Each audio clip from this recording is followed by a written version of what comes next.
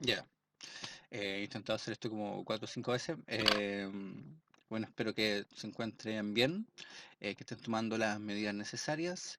He optado entonces por comenzar a hacer pequeños videos, pequeñas cápsulas explicativas, porque creo que por muy claro que yo crea que están en el papel algunos conceptos, quizás es necesario, siempre va a ser necesario intentar explicarlo de la forma más humana posible, y en este caso entonces tenemos la posibilidad de videos, esperando que ya la próxima semana podamos entonces juntarnos a través de alguna plataforma y poder resolver las dudas en cuanto sobre todo en cuanto a las evaluaciones, aunque en el caso de las evaluaciones les voy a enviar un PPT explicando el porcentaje y con algunas modificaciones, porque creo que igual el trabajo que han hecho merece un poco más, ¿ya? En esta pequeña cápsula vamos a explicar algunas nociones de poder y saber que están expuestas en la guía número 4, donde se exponen las diferentes, podríamos decir, relaciones o la relación que se establece entre el concepto de poder y saber en la obra de Michel Foucault, que tampoco lo descubre esto, sino que es algo que ha estado siempre presente en diferentes filosofías, en diferentes pensadores. em, Porque es importante entonces conocer estas nociones de poder y saber. Primero les va a ayudar entonces a su evaluación, puede ser un tema que quieran tratar en la pregunta número 3 también, y también porque es la base de lo que sería la teoría queer, que es el tema de la guía número 6 que les envía, ¿ya? Y que también lo vamos a tratar a través de un video. Entonces, conocer y poder entablar esta relación entre poder y saber es crucial para poder introducirnos a todos los saberes y a todas las epistemes que impliquen un cuestionamiento a todos los saberes y todas las teorías oficiales, por decirlo así. Es decir, que tenemos una teoría oficial, tenemos una verdad oficial, pero esos saberes, esas verdades que de alguna forma se nos imponen, necesitan un cuestionamiento, ¿ya? Necesitan un cuestionamiento, necesitan gente que las cuestiones, que la ponga en tela de juicio, que tensione esas verdades, como se dice ahora. Uno de estos saberes, una de estas teorías que se encarga hoy por hoy de cuestionar cierta verdad absoluta es la teoría queer, la que presentamos en la guía 6. La idea de la teoría queer o el fin último de la teoría queer no es la liberación de aquellas corporeidades que podríamos definir como anómalas, ¿ya? Utilizando entonces las palabras del orden establecido, por decirlo así, sino que lo que implica la teoría queer más allá de liberación, es poder forjarse como un espacio de resistencia o más bien un espacio de cuestionamiento hacia todas aquellas imposiciones culturales y políticas que oprimen a una diversidad de corporidades. Entonces, lo que busca la teoría queer es poder erigirse como un punto de resistencia hacia aquellas verdades absolutas que hemos creído como naturales, ¿ya? Y que oprimen a una serie de cuerpos que podríamos considerar desde el discurso oficial como anómalos. ¿Por qué son anómalos? Son anómalos en el sentido que desean de una forma distinta, se comportan de una forma distinta, o bien lucen de una forma distinta a los dictámenes oficiales. ¿Cómo se llega en gran parte a este cuestionamiento de las verdades oficiales? Es a través de la teoría de Michel Foucault de que existe una relación entonces implícita entre el saber y el poder. ¿Qué quiere decir esto? En pocas palabras, que aquellos que ostentan el poder tienen a su vez la potestad de poder imponer sus verdades, es decir, su forma de ver la vida, su forma de percibir la realidad hacia los otros. Desde una lectura un poco más extremista, muchas veces relacionada con lo que son las posturas de izquierda, nosotros tenemos que tener en claro de que existen ciertos grupos de poder, ¿ya? Ciertos grupos de poder, así, literalmente grupos de poder, es decir, grupos de personas que ostentan poderes, los poderosos de siempre, ¿cierto? Cuyo poder es tal que la influencia de ellos es tan grande que son capaces de imponer sus saberes, imponer sus ideologías, imponer su forma de ver la vida y en definitiva imponer todas sus verdades sobre grupos minoritarios. ¿Se capta hasta ahí? Eso quiere decir que tenemos estos señores, que realmente son señores, ¿cierto? Poderosos que están en ciertas cúpulas de poder y que esas cúpulas de poder son tal y son tan magnánimas que pueden imponer su ideal sobre los demás y que lo que pasa, que los demás cree que ese ideal, que esa ideología, que ese saber, que esa verdad que ostenta cierto grupo de poder es la realidad y es la verdad absoluta. Y así ganan ellos. ¿Ok? Entonces tenemos en definitiva grupos conformados por gente en extremo privilegiada que son capaces de presentar sus construcciones sobre aquello que ellos entienden como verdad o lo que ellos creen que es la verdad. ¿Por qué? Porque les beneficia a ellos, ¿cierto? Y esperan que el resto, es decir, la gran masa, adopte esas verdades y además, y acá está como el punto donde ellos cantan victoria, es que esa gran masa las cree naturales, es decir, no las cuestiona. ¿Ok? Entonces, en pocas palabras, ellos deciden lo que es normal y lo que es anormal. Ya lo vimos entonces en la guía dedicado a la normalidad y lo monstruoso y lo freak, ¿ya? Deciden también qué conductas son aceptables y cuáles no, y nos indican cómo desear, ¿ya? ¿Qué es lo que tenemos que desear? Si soy hombre, tengo que desear de cierta manera, si soy mujer, tengo que desear de cierta manera, cómo relacionarnos, así empiezan a clasificar el cómo nosotros nos relacionamos con los demás.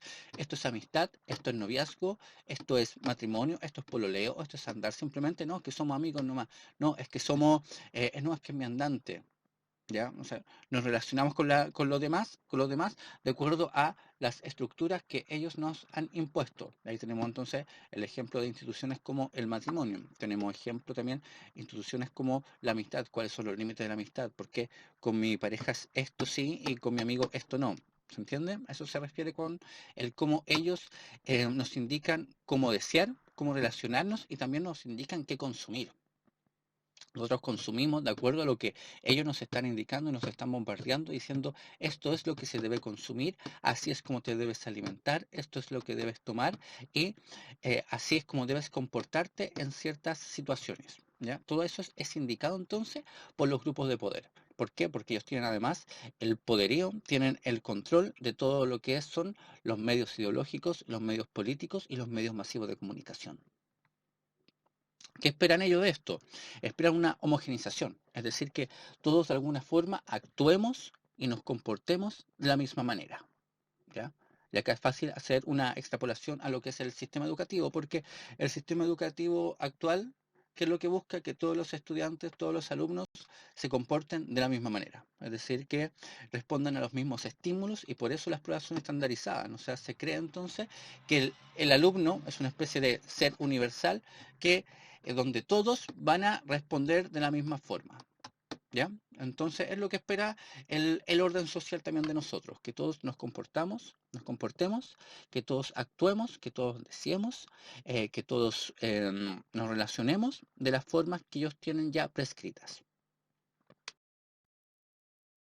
Ellos decidirán entonces cuál es la norma y cuál es la antinorma, es decir, qué es lo normal, qué es lo anormal, y a su vez también van a decidir los métodos, las tecnologías que van a aplicar, que se tienen que aplicar contra aquellos que son anormales, es decir, contra aquellos que salen de las normas previamente establecidas.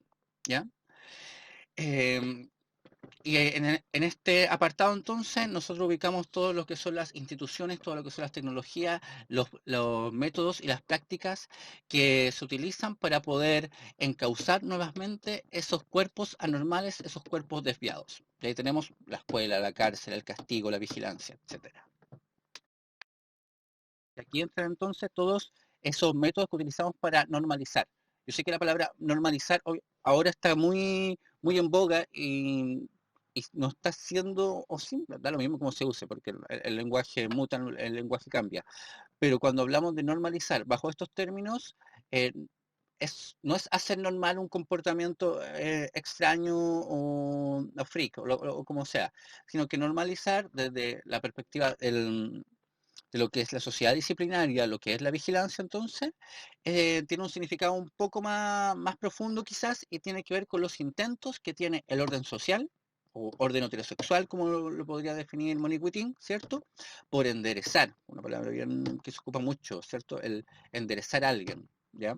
Que en inglés incluso, ya lo vimos en clase, es mucho más explícito, porque straight se dice, o algo así en inglés, es derecho, ¿cierto? Entonces, eh, también significa derecho, significa heterosexual. Eso es un straight, es decir, alguien que está derecho por la vía, y alguien que se sale entonces de la vía es alguien que no es straight, es alguien que no es heterosexual. Es bien, bien significativo ciertas palabras. Y eso nos revela entonces que el lenguaje crea ciertas realidades, ¿ya? Bueno, como le estaba diciendo entonces, normalizar serían estos intentos que tiene el orden social por transformar, por encauzar, por enderezar ciertas actitudes, ciertos comportamientos o ciertos sentires y deseos que ellos consideran como anormales, es decir, deseos que se salen de esta norma y que lo que hacen, las conducen entonces hacia expresiones más aceptables. ¿Ya? Hacia expresiones más, en el caso de, como vimos en uno de los libros, hacia expresiones que son más heterosexuales muchas veces. ¿Por qué? Porque entendemos de que si bien hay gente que no es 100% heterosexual, a medida que se van heterosexualizando son más aceptables. De ahí entonces la crítica que se hace muchas veces y que la expresamos en la guía pasada, la crítica que se hace hacia el matrimonio o las familias homoparentales. ¿Por qué? Porque intentan de alguna forma hablar en el lenguaje heterosexual. Y al hablar en el lenguaje heterosexual se van heterosexualizando, y al heterosexualizarse están siendo más aceptados por los mismos que antes los rechazaban. ¿Se entiende? Ya. De ahí entonces que la normalización se exprese mediante métodos y tecnologías que oprimen estas desviaciones con el fin de poder normalizarlas, como por ejemplo es la escuela, y ya vimos los ejemplos de la escuela de cómo intenta normalizar aquellas actitudes, aquellos cuerpos que se desvían de la norma, ¿cierto? La academia, la universidad, que también tiene una serie de métodos de vigilancia, los conocemos, ¿cierto? Métodos de vigilancia y también, obviamente, métodos de castigo, como expulsarte de la universidad, em, intentar velar por tu buen comportamiento, estar preocupado de los sapos, etcétera. Pero también tenemos otras estructuras que también su fin es encauzar estas anormalidades, como es la familia, como es la medicina, como es la estética imperante que te dice que este es el canon de belleza aceptado, entonces tenemos que encauzar a los cuerpos, ¿cierto? Que no calzan con este canon y tenemos que intentar em, crear en ellos la necesidad de poder meterse entonces a este canon. De ahí entramos con lo que son las cirugías, lo que es también ciertos métodos incluso invasivos, como aplicarse Botox, podríamos incluso pensar en la depilación, en el caso de las mujeres, como un método más también de intentar encauzar ciertos cuerpos que el orden social considera como anormales desde el punto de vista estético, ¿ya? Pensemos también en cremas blanqueadoras, por ejemplo. ¿Por qué? Porque el cuerpo blanco es el cuerpo aceptable. Entonces tenemos que encauzar, tenemos que dirigir aquellos cuerpos que no son cuerpos hegemónicos, tenemos que dirigirlo entonces hacia este cuerpo blanco. ¿Y cómo? A través de crema o a través de procedimientos invasivos que permiten incluso blanquear esos cuerpos. ¿Se entiende entonces? Se crea entonces el deseo, se crea la necesidad de poder pertenecer a ese cuerpo hegemónico, de poder lucir como ese cuerpo hegemónico. Esa es una forma entonces que tiene el orden social de poder demostrar su poderío. Este es el cuerpo que manda, esta es la forma que manda, esta es la ideología que manda, únanse a nosotros. Podríamos hablar incluso de estas ideas de que todos podemos ser ricos, de que todos podemos ser millonarios, también están dentro de eso. Es decir, te están diciendo, oye, tú también puedes ser como nosotros, vente para acá, aunque sabemos que eso obviamente es mentira. Pero bueno, esas son formas que tiene entonces el sistema de normalizar a aquellos cuerpos que son anómalos, ¿ya? O intentar normalizar a aquellos cuerpos que son anómalos. Ya vimos que según Foucault pueden ser anómalos previamente tal, pero también pueden ser monstruosos. Y el monstruoso es un poco más difícil de dirigir. Y después tenemos el cuerpo a corregir. Y el cuerpo a corregir, que sería como un intervalo entre el anómalo y el monstruoso, es mucho más corregible. O sea, se entiende que es un cuerpo que en algún momento puede estar del lado de los buenos, por decirlo así. ¿ya? Ahí tenemos también lo que es la industria farmacológica y tenemos también, claro, la industria farmacológica, ¿por qué? Porque lo que intenta es encauzar esos cuerpos, es decir, dirigir esos cuerpos, esas mentes, hacia lo que es la norma psiquiátrica, es decir, el comportamiento normal en cuanto a nuestra psiquis, ¿ya? Acá le damos también espacio a todas esas estructuras que ha creado la norma, que ha creado el sistema para poder confinar, para poder excluir o para poder dirigir y corregir aquellos cuerpos infames, como puede ser la cárcel, el manicomio y también en igual medida quizá lo que son las instituciones educativas, porque lo que hacen es normalizar esos cuerpos rebeldes. ¿Estamos? También tenemos la obligación a consumir ciertos productos, ¿ya? Ciertas dietas que son las dietas hegemónicas y que nunca las cuestionamos, ¿no? O sea, lo que hace el veganismo, que si bien siempre ha existido, pero lo que hace el veganismo es cuestionar una dieta hegemónica, es cuestionar mediante cierto una reflexión ética y política lo que es una dieta hegemónica como es la dieta carnívora, que tampoco tenemos prueba de que siempre ha sido así en el ser humano, ¿ya? No tenemos prueba de que siempre el ser humano se haya tenido que alimentar de esa manera. Pero sí, lo que hace entonces el veganismo es em, poner en tela de juicio esa dieta a través de una reflexión política y ética. Cierta estética ya lo hablamos y parte obviamente de estructuras ya definidas previamente, ya establecidas previamente y que han sido sumamente naturalizadas por nosotros, ¿ya? Em, Hace algunos años quizás nadie se hubiese cuestionado de forma tan drástica lo que es la dieta carnívora, ¿ya? Hace algunos años nadie se habría cuestionado de forma tan drástica lo que es el amor romántico. ¿Por qué? Porque son ideas que estaban ahí cuando nacimos, estaban ahí, como estaban ahí, no nos preocupamos de reflexionar sobre ellas, ya estaban ahí cuando nacieron nuestros abuelos, nuestros bisabuelos, y como tales, como puede ser incluso la idea de nación, de patria, estas ideas, ¿por qué cuesta tanto cuestionarlas? Porque son ideas que estaban ahí, como dice, están ahí, o sea, nosotros nacimos en un país, en una familia, con una dieta establecida. Entonces no las cuestionamos.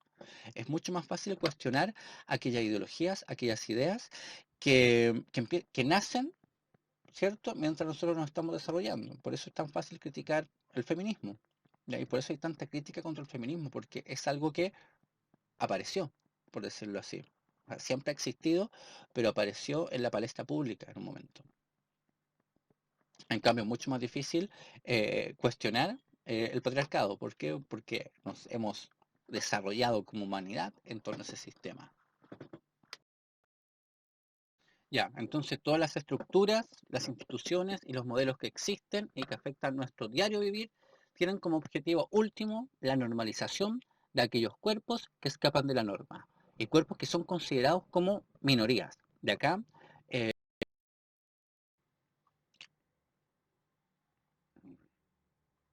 otro ejemplo entonces, pensé que lo había puesto pausa.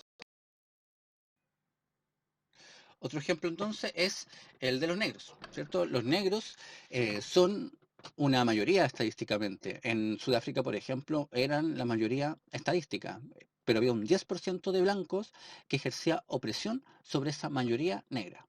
Entonces, ¿el negro seguía siendo minoría? Sí, seguía siendo minoría. Seguía siendo minoría en el sentido que seguía siendo un cuerpo subalterno a un poder dominante que era el poder del blanco. ¿Estamos? Lo mismo pasa entonces con el cuerpo trans, el cuerpo gordo, el cuerpo homosexual, que seguirán siendo categorías subalternas. ¿En relación a quién? En relación a quienes ostentan el poder y que han ubicado su corporeidad como la dominante, como la verdad, como la aceptable. ¿Ya? Sus comportamientos, sus deseos como los únicos válidos y verdaderos. Definitiva entonces, se ubican como la verdad hegemónica y la verdad dominante y el resto de los cuerpos tienen que ser subalternos de ellos. Por esto mismo, es decir, por lo mismo dicho anteriormente, insistimos en que existe una relación inherente entre saber y poder. ¿Por qué? Porque aquellos que ostentan el poder económico, político y social son capaces, porque tienen los medios, de imponer su verdad, ¿cierto? Que es una parte del saber que ellos comparten, ¿ya? Hacia los otros, quienes lo adoptarán sin cuestionarlo.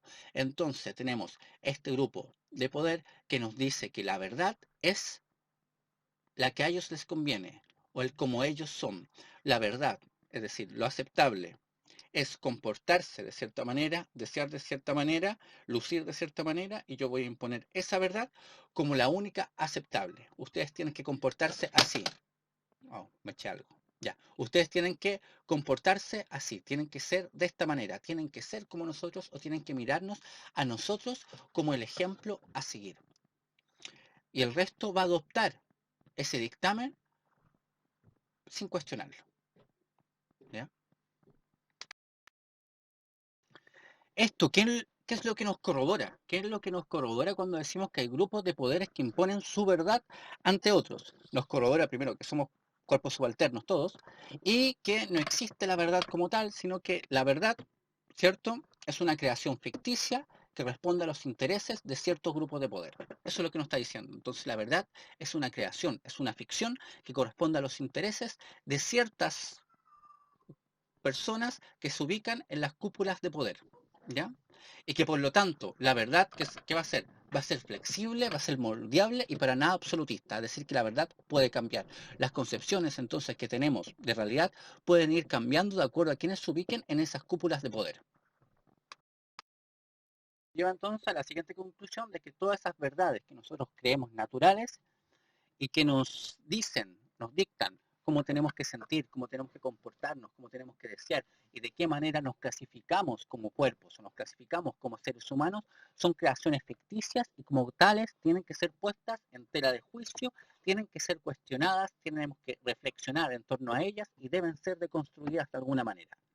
Eso entonces, chicos, como una introducción a la relación que existe entre poder y saber. Hay quienes tienen el poder, ¿cierto? Y como tienen el poder, imponen su saber, imponen su verdad, y esa verdad nos dice cómo comportarnos, cómo desear, cómo ser. Eso. Viene otro video entonces donde vamos a explicar otros conceptos relacionados a lo anterior.